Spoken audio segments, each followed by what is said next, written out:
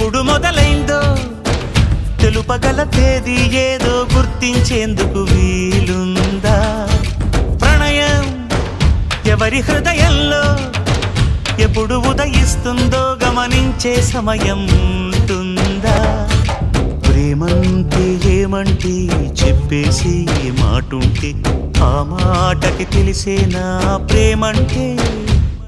అది చరితలు సైతం చదవని వైనం, కవితలు సైతం పలకని భావం, సరిగమలెరుగని మధురిమ ప్రేమంటే.